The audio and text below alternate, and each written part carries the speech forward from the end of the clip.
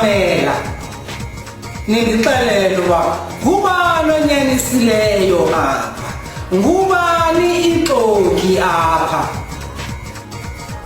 ngubani lo uqhatha omnye, ingubani lo uqhatha isizwe, ingubani lo uqhatha abanye. Mamela kule ndaba, andifuni ukuyenza ibene. uDr Nokuzola Mndende okokuqala uyayithanyela into yokokuba mna naye siyazana. Loo ndawo nje iyodwa iyandothusa kuba ngo-95 wayendifowunele umhla nezolo endixelele indlela ndihamba ngayo. Asuke Forest Hill eMobi, adrive all the way aze sayifike ekhaya elitsha, ahlale de kubetho 10. Athi mama unothembile nam ndingwalapha, utsho kumama wam.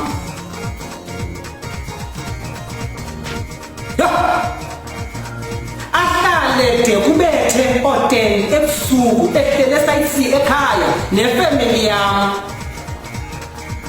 ezenza umntu oyifemeli ekhaya.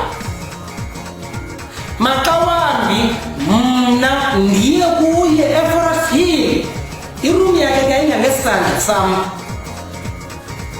Iroom yakhe eForest Hill yayingangesandla sam. Ndingayikhava ibhedi yayindawoni, iitafile zindawoni, imbiza zindawoni. Athi kum kukho kwenu apha uDaluxolo, chopha napina, atsho ndikhombe ebhedini yakhe. Umntu owayendichophisa phezu kwebhedi yakhe kwaXhosa akukho nto ebaluleke ukodlula ibhedi, nokokuba sekungekho ndawo yawuhlala. Umntu ongengwakho kwenu, eningazalaniyo, eningenanto nidibanisayo, akachophe ebhedini yakho. Nokuba imeko ithini, akachophe ebhedini yakho. Kodwa mna ndandichopha phezu kwebhedi kaDr Nokuzola Mndende.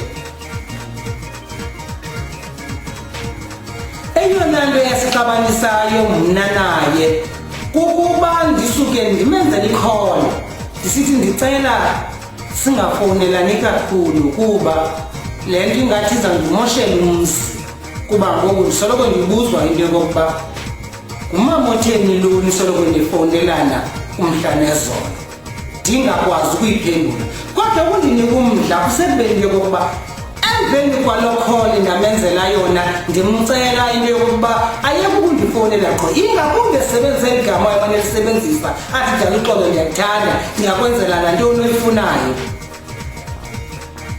Lo mntu wayesithi ngo-95 uDaluxolo ndiyakuthanda, ndingakwenzela nantoni oyifunayo, andichophise ebhedini yakhe. Namhlanje akandazi kwa undazi, zange wandibona, undibala njengomntu nje. Makesigqithe apha kuba iinkundla zizo eziza kuyihlalutya bayithetha ukuthini lena indima. Kodwa ke ngoku make size kwindawo athi xa ephendula, indlela athetha ngayo xa ephendula make size kuyo. Xa ebalisa okokuqala, mna esami statement sithi uDr Nokuzola Mndende ndithanda kube ndidibene kunye naye. Okokuqala sadibana mna naye e-UCT kwi-ofisi kaProfesa Mndende. Kwakubefore 1995 ukudibana kwam naye uDr Nokuzola Mndende. U-1995 ufika sisazana mna naye kuba ngo-1993 ndandingumhambi wase-UCT. Le ncwadi ithi Mbongijonge Xhantini ndiyibhale kunye noProfesa Mndende, noSimeon Kanunu, noSmart Dladloti, ndiyamlibala utata wesine